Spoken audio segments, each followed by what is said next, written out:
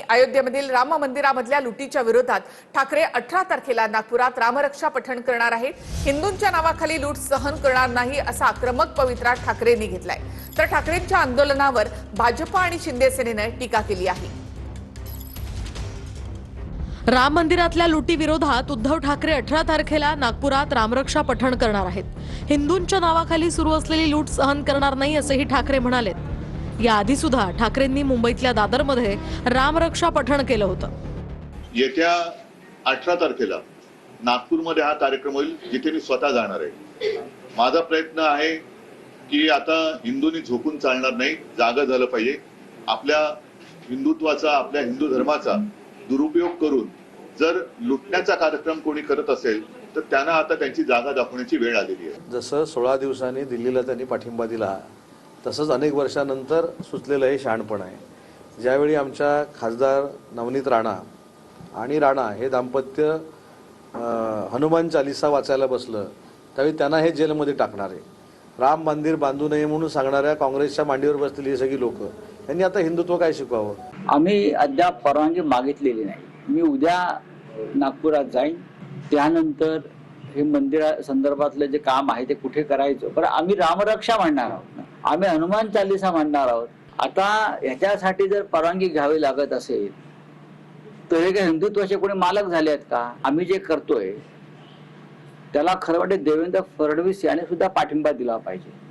तर देवेंद्र फडणवीस असतील किंवा त्यांनी निर्माण केलेले राम मंदिरं असतील, त्या सगळ्या पुजाऱ्यांनी, भक्तांनी आमच्या आंदोलनात सहभागी व्हावं। मी तर देवेंद्र फडणवीस यांना खुला निमंत्रणच देतोय। मग आज तुमचं हे आंदोलन नाही तर तुमचं नौटंकी आहे।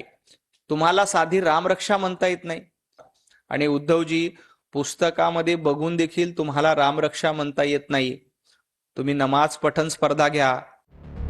उद्धव ठाकरेंनी नागपुरात आयोजित केलेलं रामरक्षा पठण नसून ठाकरे गट रक्षा पठण असल्याची टीका परिणय फुकेंनी केली आहे। उद्धवजींना बुद्धी थोडे उशिरा सुचली। प्रभू श्रीरामांची म्हणजे प्रभू रामरक्षा सूत्र म्हणण्यापेक्षा हे मला असं वाटतं स्वतःची उभठा रक्षा सूत्र म्हणण्याकरता तिथे आलेले आहे। स्वतःच्या रक्षणाकरता ते तिथे आलेले आहे आणि स्वतःचा पक्ष रक्षणाकरता आलेले आहे। राम मंदिर दानचोरी प्रकरणामध्ये सुप्रीम कोर्टाने राम मंदिर ट्रस्टला नोटीस दिली आहे। सुप्रीम कोर्टाने केंद्र सरकार आणि उत्तर प्रदेश सरकारला सुद्धा नोटीस बजावली आहे। सुप्रीम कोर्टाने एसआयटी कडनं स्टेटस रिपोर्ट देखील मागवलाय। दानचोरी प्रकरणामध्ये 20 जुलैला आता पुढची सुनावणी होणार आहे। यूपी सरकारनं स्थापन केलेल्या एसआयटीनं पुढील सुनावणीपर्यंत सद्यस्थितीचा अहवाल सादर करावा। सद्यस्थितीच्या अहवालात एसआयटीच्या रचनेचा संपूर्ण तपशील असावा। सद्यस्थितीचा अहवाल सीलबंद लिफाफ्यात असावा। केंद्र सरकार, उत्तर प्रदेश सरकार, राम मंदिर ट्रस्टला कोर्टाकडून नोटीस पाठवण्यात आली। सर्व सीसीटीव्ही फुटेज सुरक्षित ठेवण्यात यावे असेही निर्देश देण्यात आले। या प्रकरणी पुढील सुनावणी सोमवारी पार पडणार आहे। तर विनायक राऊतांनी सुनेचे आरोप फेटाळले आहेत। षडयंत्र रचणाऱ्यांचं नाव लवकरच सांगणार असं विनायक राऊतांनी म्हटलं। राऊत कुटुंबावर छळाचे आणि अघोरी प्रकाराचे सून गिरिजा राऊतांनी आरोप केले आहेत। दुसरीकडे मे महिन्यामध्ये विनायक राऊतांचं पोलीस संरक्षण देखील काढण्यात आले। पुन्हा सुरक्षा देण्याची मागणी पोलीस विभागानं फेटाळली आहे। विनायक राऊतांची सून गिरिजा राऊत यांनी विनायक राऊत आणि त्यांचा मुलगा गीतेश राऊत आणि कुटुंबावर गंभीर आरोप केले। हे सर्व आरोप विनायक राऊत यांनी फेटाळले। षडयंत्र रचणाऱ्यांचं नाव लवकरच सांगणार असल्याचं विनायक राऊतांनी म्हटलंय। थोडक्यात अशी घाबरण्याची घटना झाली, ज्याला त्यांनी असं अघोरी सगळ्या ह्याचं इलाजांचं स्वरूप दिलं। वेगवेगळ्या बाबांकडे इलाजासाठी म्हणून घेऊन जायचे, मग ते बाबा त्यांच्या परीने इलाज करत होते। जिवंत कोंबडा अंगावरून उतरवत होता, डोक्यावरचे केस ओढून अशा सगळ्या गोष्टी वापरून उतारे करत होते। कच्चं गोमूत्र, अगरबत्तीची उदी असते ती तीर्थ म्हणून असं एवढं पेला भरून प्यायला देणे। ज्या पद्धतीने त्यांची चर्चा आमच्या वकील महोदयांशी चालू होती, तर प्रत्येक वेळेला डिमांड त्यांचं दुपटीने वाढत होतं। सुरुवातीचं 2 करोडचं डिमांड होतं। 3 बेडरूमचा फ्लॅट तर कायम राहिलेला आहे, ऑटोमॅटिक कार कायम राहिलेला आहे। 2च्या नंतर डायरेक्ट 5 करोडवर आलं। मग टोटल 12 करोड 50 लाख एवढी डिमांड जी त्यांची वाढलेली आहे। विनायक राऊत यांचं पोलीस संरक्षणही मे महिन्यामध्ये काढण्यात आलंय. पोलीस विभागानं 30 मे रोजी तसं पत्र विनायक राऊतांना पाठवलंय. विनायक राऊतांनी पुन्हा सुरक्षा द्यावी यासाठी पत्रव्यवहारही केला होता. मात्र विनायक राऊतांची मागणीही पोलीस विभागानं फेटाळून लावली आहे. आणि आता महत्वाची बातमी. पुणे पदवीधर आणि शिक्षक मतदारसंघासाठी भाजपची मोर्चे बांधणी. पश्चिम महाराष्ट्रामध्ये प्रमुख पदाधिकारी नेत्यांची मुंबईमध्ये बैठक सुरू आहे. भाजप प्रदेशाध्यक्ष रवींद्र चव्हाण यांच्या अध्यक्षतेखाली ही बैठक सुरू आहे. सध्या दोन्ही जागांवर राष्ट्रवादी काँग्रेसचे आमदार विराजमान आहेत. तर भाजप प्रदेशाध्यक्ष रवींद्र चव्हाण यांच्या उपस्थितीमध्ये ही बैठक सुरू आहे. सध्या दोन्ही जागांवर राष्ट्रवादीचे उमेदवार आमदार हे आहेत आणि भाजप दोन्ही जागांसाठी आग्रही असल्याचं कळतं. त्यासाठी भाजपनं ही मोर्चे बांधणी सुरू केली आहे. डोंबिवलीमधील महिला डॉक्टर आणि नर्स यांना मारहाण प्रकरणासंदर्भामधली बातमी आहे. नगरसेवक रमेश म्हात्रेसह 4 आरोपींना न्यायालयीन कोठडी सुनावण्यात आली आहे. 24 तारखेपर्यंत 4 आरोपींना न्यायालयीन कोठडी सुनावण्यात आली आहे. कल्याण सेशन कोर्टाने न्यायालयीन कोठडी सुनावली. आरोपींना ऑनलाईन कोर्टामध्ये हजर करण्यात आलं होतं.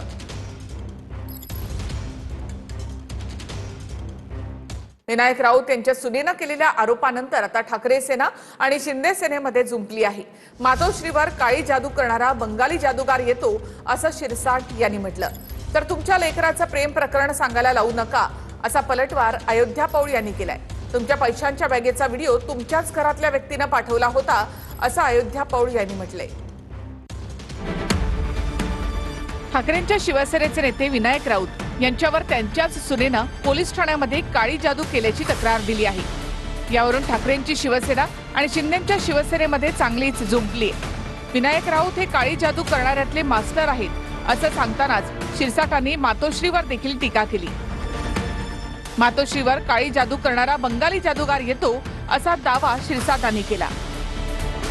यावर ठाकरेंच्या शिवसेनेच्या अयोध्या पौळ यांनी शिरसाटांच्या घरातलं प्रकरण उकरून काढलं. उबटा गटाचे प्रत्येक जणाला अशी जादूटोना करण्याची सवय. मातोश्रीवर बी बंगालचा काली जादू करणारा बंगालचा जादूगार येत असतो हे सर्वांना माहिती आहे. आणि विनायक राऊत तर त्याच्यात मास्टर आहे. म्हणून त्यांनी अशा प्रकारे क्रूर प्रकारे स्वतःच्या सुनेवर काय केस कापणे वगैरे जे काही प्रकार केलेले आहेत ते अत्यंत भयानक आहेत. काही दिवसांपूर्वी तुमच्याच सुनबाई पोलीस स्टेशनला गेल्या होत्या, मीडियाच्या समोर आल्या होत्या, महाराष्ट्राच्या समोर आल्या होत्या. हे तुम्ही विसरलात का? तुमच्या घरातल्या लेकराचं प्रेम प्रकरण तुम्ही कशा पद्धतीनं हाताळलात हे मला महाराष्ट्रात सांगायला भाग पाडू नका. जादूटोनाच्या विरोधात बोलतात आणि स्वतः जादूगाराला जवळ ठेवतात. म्हणून असे या दुपट्टी लोकांवर आता गुन्हे दाखल झाले पाहिजेत. त्या सुनेने गुन्हा दाखल केलाय, परंतु सरकारने सुद्धा याच्याकडे सोमोटो त्यांच्यावर कारवाई करण्याचे निर्देश दिले पाहिजेत. 11 जुलै 2025 रोजी तुमच्याच घरातला, तुमच्याच बेडरूम मधला चड्डी, बनियन, पैशाच्या बॅगेसह तुमच्या बेडरूम मधला जो व्हिडिओ आहे तुमच्या घरातल्या व्यक्तीने मला पाठवला होता. खरं तर तुम्ही मातोश्रीवरती बोलण्यापेक्षा, विनायक राऊत यांच्यावरती बोलण्यापेक्षा तुमच्या घरात काय चालू आहे ना, तुमच्या घरातला तमाशा तुम्ही निस्तारायला पाहिजे. लाडकी बहीण योजनेमधून 92 लाख नावं वगळली. वडेट्टीवारांनी हा आरोप केलाय. ई-केवायसी नंतर 1,67,00,000 महिला पात्र ठरल्यात असं आदिती तटकरे यांनी म्हटलंय. योजनेच्या खर्चामुळे राज्याच्या तिजोरीवर आर्थिक ताण येऊ शकतो असं कॅगनं म्हटलंय. लाडकी बहीण योजनेमधून 92 लाख महिलांची नावं वगळण्यात आल्याचा आरोप काँग्रेसच्या विजय वडेट्टीवारांनी केलाय. मात्र वगळण्यात आलेल्या लाभार्थ्यांचा आकडा वाढवून सांगितला जात असल्याचा दावा महिला आणि बालविकास मंत्री आदिती तटकरे यांनी केलाय. महिलांच्या संदर्भात 92 लाख महिलांचं जर वगळलं आहे आतापर्यंत, तो आकडा समोर येतो आहे. आता हे जर पुन्हा मतदानासाठी जातील तर गावातील महिला यांना जा विचारतील. नीतिमत्ता या सरकारची संपली आहे. त्यांना वाटते की जवळपास निवडणुका नाही आहेत तर आमचं कोण काय करेल, सगळ्या निवडणुका संपल्या आहेत. ठीक आहे, त्यामुळे सरकार मस्तीमध्ये अशा पद्धतीनं वागत आहे. आत्ताच्या घडीला आपण 1,67,00,000 ते 1,70,00,000च्या सुमारामध्ये हा जो आहे तो डेटा पूर्ण ई-केवायसीची प्रक्रिया केल्याच्या नंतर हा त्या ठिकाणी आपल्याकडे आहे. पुरुष आहेत आणि ज्यांनी महिलांच्या नावाने लाभ घेतलेला असेल त्यांच्याकडून जी काही रकमेची वसुली केली जाणार आहे त्याची प्रक्रियेची जी काही आहे ती आपण सुरुवात करतो. दरम्यान पात्रतेच्या निकषांशी संबंधित विविध कारणांमुळे ही संख्या कमी झाल्याची माहिती सूत्रांनी दिली आहे. 50 ते 55 लाख महिला मुदतीमध्ये ई-केवायसी प्रक्रिया पूर्ण करू शकल्या नाहीत. 12 लाख महिलांचं वार्षिक कौटुंबिक उत्पन्न योजनेसाठी निश्चित केलेल्या मर्यादेपेक्षा जास्त होतं. 4.5 लाखांहून अधिक महिलांचं वय 65 वर्षांच्या कमाल मर्यादेपेक्षा जास्त होतं. 14,000 पुरुषांनी या योजनेचा लाभ घेण्याचा प्रयत्न केला होता, अशी माहिती सूत्रांनी दिली आहे. देवाभाऊ आणि शिंदे भाऊंना एकच विचारणा आहे की तुम्हाला आता लाडक्या बहिणींवरचा खर्च दिसायला लागलाय का? तुम्हाला आता लाडक्या बहिणी जड वाटायला लागल्या आहेत का? आज लाडक्या बहिणींच्या पाठीशी खंबीरपणे उभे राहणारे लाडके दादा नाहीत. पण माझी सुनेत्रा वहिनींना विनंती आहे की महाराष्ट्रातल्या लाडक्या बहिणींच्या पाठीशी खंबीरपणे उभं राहण्याचं काम तुम्ही तरी करावं. कोणत्याही पात्र ज्या लाडक्या बहिणी आहेत, ज्या निकषात बसतात, ते कोणाला त्यातनं वळगले नाही आहे. काही सरकारी अधिकारी, कर्मचारी, महिलाही त्याचा लाभ घेत होते. त्या सगळ्या लोकांना त्यातनं काढण्यात आलेलं आहे. दरम्यान कॅगच्या अहवालातही या योजनेतल्या त्रुटी समोर आल्यात. कॅगच्या अहवालामध्ये नेमकं काय म्हटलंय तेही पाहूयात. योजनेवर होणाऱ्या खर्चामुळे राज्याच्या आर्थिक परिस्थितीवर ताण येऊ शकतो. 3,541 कोटी अतिरिक्त खर्चाचं कोणतंही समर्थन करता येणार नाही, असं कॅगच्या अहवालामध्ये म्हटल्याचं वृत्त इंडियन एक्सप्रेस या वृत्तपत्रानं दिलंय. महाराष्ट्राच्या राजकारणामध्ये मुख्यमंत्री फडणवीसांच्या नावावर एक नवा विक्रम नोंदवण्यात आलेला आहे. मुख्यमंत्री पदाच्या कार्यकाळाबाबत फडणवीसांनी शरद पवारांना मागे टाकलंय. सर्वाधिक काळ मुख्यमंत्री राहिलेल्या नेत्यांमध्ये फडणवीस आता 3ऱ्या क्रमांकावर आहे.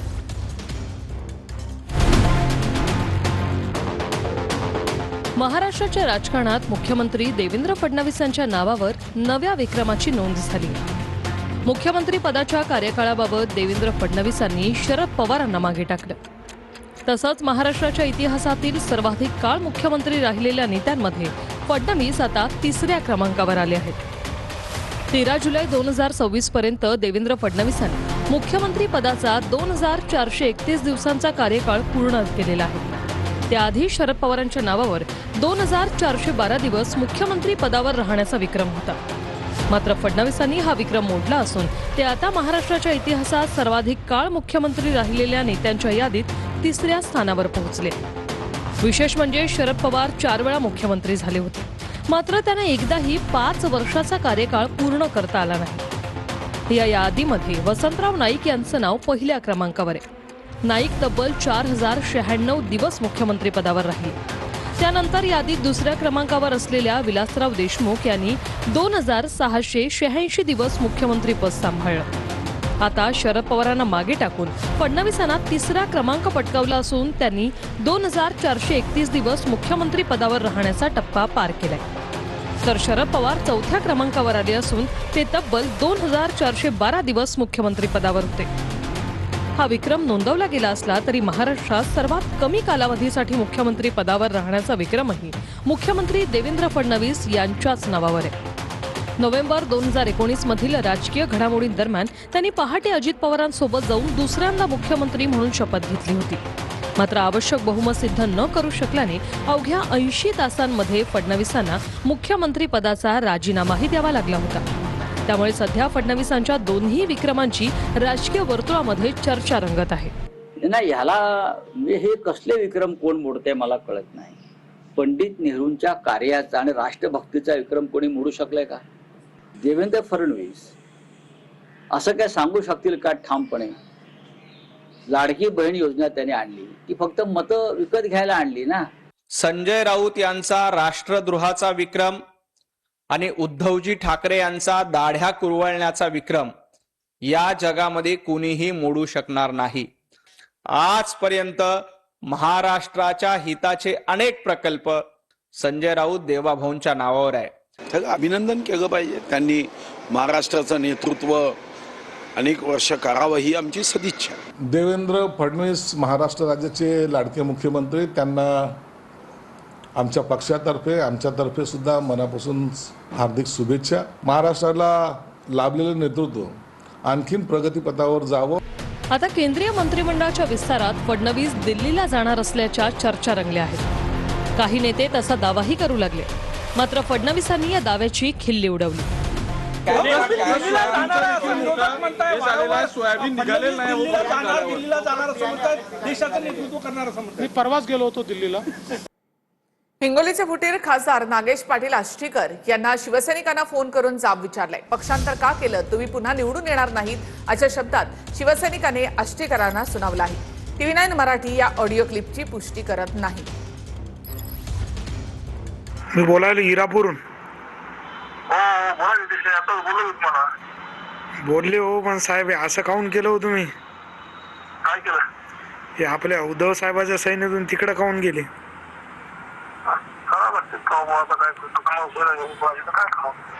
नाही हो, असं नाही. तुमच्यासाठी राव गावोगाव हिंडलो आम्ही, बेजार झालो. मशालीचा प्रचार करू करू बेजार झालो साहेब. आणि तुम्ही असं काऊन? 100 माणसं असली तर 100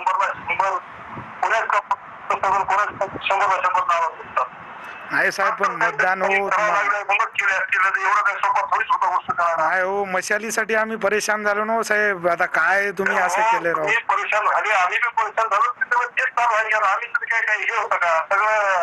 साहेब तुम्ही नाही हो, हे बरोबर नाही केलं. तुम्ही निवडून येत ना हो पुन्हा. नाही हो, पण तुम्ही निवडून येत ना हो साहेब. हॅलो, 100% तुम्हाला सांगायला तुम्ही निवडून येतात ना साहेब. हो, त्यांनी जी गद्दारी केली हे हिंगोलीसाठी कलंक लागलेला आहे आत्ताच्या काळाला. कारण साहेबांनी त्यांना भरोशाने तिकीट दिले, त्यांनी असे काम करायला नव्हते पाहिजे. मी रात्री त्यांना तेच विचारत होतो. ते मला म्हणत होते येऊन भेटून बोलून जा, मला भेटून बोलून जा. म्हणजे अजून पण त्यांच्या अंगात जी दादागिरी आहे, जी माझ्यावर म्हणजे प्रेशर टाकायचं, कोणाही शिवसैनिकावर प्रेशर टाकायचं. सासवड जेजुरी मार्गावर वारीमधील ट्रकच्या धडकेमध्ये भीषण अपघात झाला. 3 महिला वारकऱ्यांचा मृत्यू झालाय, तर 4 जखमींवर रुग्णालयामध्ये उपचार सुरू आहेत. मुख्यमंत्री फडणवीसांना फोन करत सुनेत्रा पवारांनी वारकऱ्यांच्या अपघाताची माहिती दिली. ठाण्यामधील 3 हातनाका परिसरामध्ये एक बॅनर दुचाकीस्वाराच्या डोक्यावर कोसळला. सुदैवानं दुचाकीस्वारावर प्रवास करणारे अगदी थोडक्यात बचावले. बॅनर कोसळतानाचा हा व्हिडिओ सोशल मीडियामध्ये व्हायरल झालाय. माझ्या कार्यकर्त्यानं लावलेला बॅनर कोसळला, माफी मागतो असं सुनील चौधरी यांनी म्हटलेलं आहे. पुढे जाऊन खबरदारी घेऊ असंही त्यांनी म्हटलंय. कोल्हापूरमध्ये मुलीचं बारसं होण्याच्या आधीच आईनं जीवन संपवलं. कोल्हापूरच्या राजारामपुरीमधील महिलेनं गळफास घेऊन जीवन संपवलं. पतीसह 4घांवर हुंडाबळी कायद्याअंतर्गत गुन्हा दाखल करण्यात आलाय. पती, सासू, सासऱ्यांना राजारामपुरी पोलिसांनी ताब्यात घेतलंय. मुलीनं आत्महत्या केली नसून हत्या झाल्याचा आरोप मुलीच्या पालकांनी केलाय.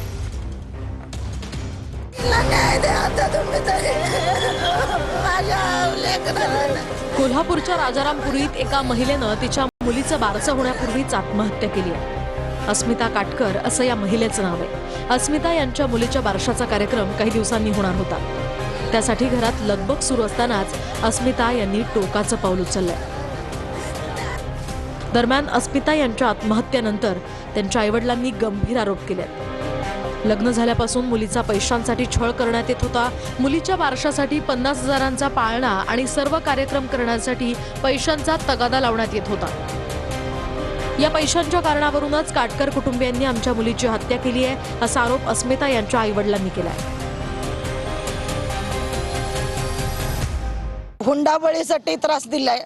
प्रत्येक गोष्टीला पैसे मागून घे, टॉर्चर करणं. लग्न आता 1.5 वर्ष झालं. आता बारसाची मागणी करत होते आणि 15 ऑगस्टलाच बारसं करा म्हणून लागले. आम्ही म्हटलं आता पैसे नाहीत, दिवाळीकडे गणपतीकडे बघूया, नाही आताच. मग तरी बी म्हटलं करूया, तरी पण टॉर्चर करून मारून गाठल्याने माझ्या मुलीला. पाळणा घेतल्याने 51,000चा पाळणा घेतल्याने त्याने कुठलं बाळ झोपतं 51,000च्या पाळण्यात, गरीब लोकांच्या घरातलं. ऐतिहासिक लॉर्ड्स क्रिकेट मैदानावर भारतीय महिला संघाने मोठा विजय मिळवलाय. लॉर्ड्सवर हा महिलांचा पहिलाच कसोटी सामना होता. यामध्ये भारताने 270 धावांनी विजय मिळवला आहे. कसोटीमध्ये भारतीय महिला संघाचा 270 धावांनी ऐतिहासिक विजय झालाय. भारताकडनं यास्तिका भाटियाचं शानदार शतक आणि स्मृती मंधाना यांची पहिल्या डावामध्ये 83 आणि दुसऱ्या डावामध्ये 70 धावांची खेळी. क्रांती गौडचे पहिल्या डावात 5 महत्त्वपूर्ण विकेट्स. क्रिकेटची पंढरी समजल्या जाणाऱ्या लॉर्ड्स मैदानावर महिलांचा हा पहिलाच कसोटी सामना होता. यामध्ये भारतीय महिला खेळाडूंनी दमदार कामगिरी केली आणि ऐतिहासिक विजय मिळवलाय.